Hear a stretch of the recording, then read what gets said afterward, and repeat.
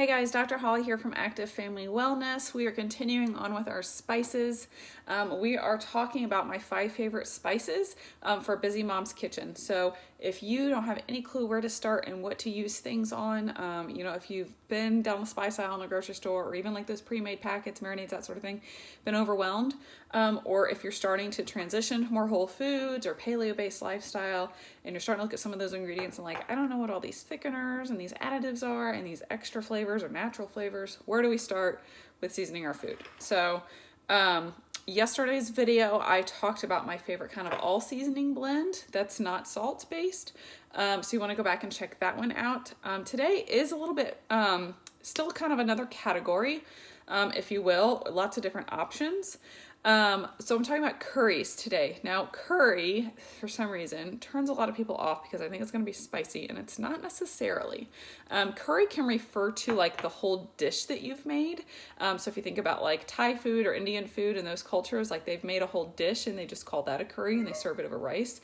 It's pretty much just like a gravy or a thick sauce, coconut milk or even dairy milk based with the seasonings in it.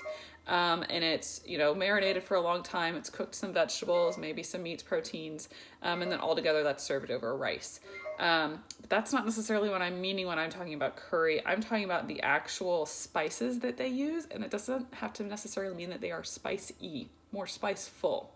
So what we're looking at is a curry is a blend, and it's typically going to have turmeric or curcumin in it, ginger, coriander, black pepper, cumin, just different things that are blended together in a different quantity. So that's where you get the different flavors. And then there also can be chilies added, which is where the spice is going to come in and maybe where the different colors were. If you've ever been to like a Thai or an Indian restaurant, it's like a green, a yellow, a red curry, a massaman curry, a Penang curry.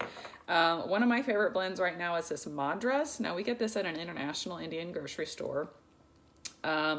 And it does have some salt in it. So that's actually not my preference, is to have the salt in there. I like to salt my food separately, but this is just a really great blend. We use this when we make homemade chicken salad. So we'll get like roasted chicken breasts or even a rotisserie chicken if we're like quick and dirty, just gotta have it done.